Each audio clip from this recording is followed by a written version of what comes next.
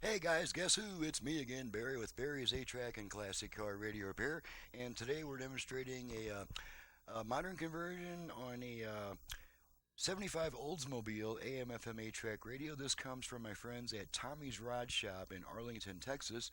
So anyone in Arlington, Texas, I would very much appreciate it if you took your business to Tommy's Rod Shop to have your car work done. Alrighty, this is a modern conversion with the Bluetooth feature aux input. So let's turn her on.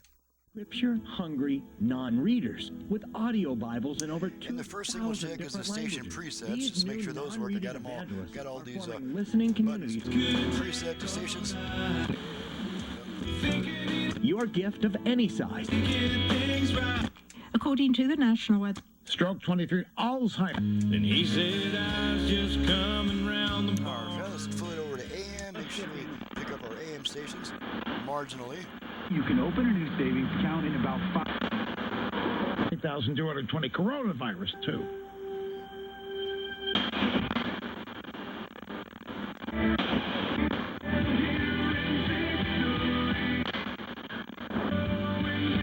Stocks are sharply higher in afternoon trading.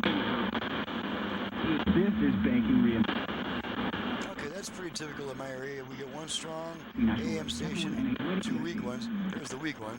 Today on more signs of the viral outbreak. Alrighty, we'll go back to FM just for fun. And I'm going to demonstrate the virtual balance and fader. The original fader, they're usually bad, so I don't bother trying to reuse the original fader. Instead, we have both a left-right balance control and a front-rear fader in this tone control, and I'm going to demonstrate that right now. I'm going to activate the virtual front-rear fader by giving this tone control 2 turns to the right. So here we go. Let's bring our output level meters so we can see the results of our adjustments. Okay, activate fader. Fader adjust. Fader adjust. So now this same control is adjusting your front-rear speaker balance. Okay,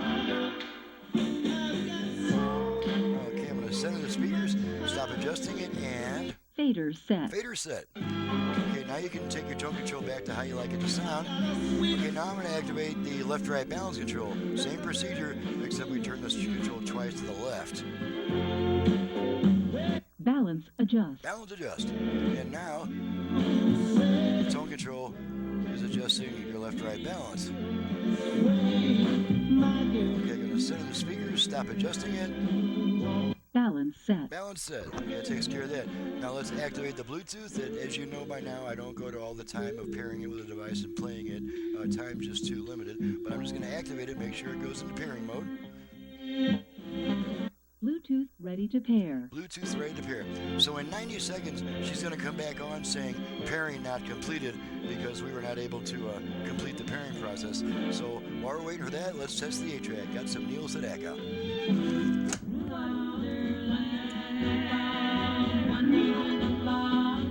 Switch programs. I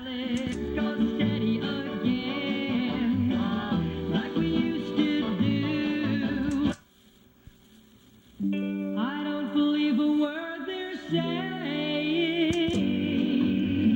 Open, she'll open when look at you. And that was all I had to, baby. Let's go steady again. Bad girl. Okay, let's eject the tape.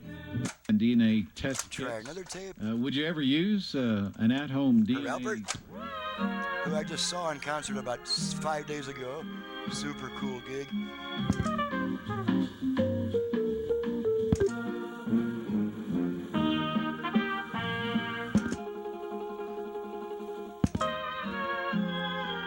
Okay, eject.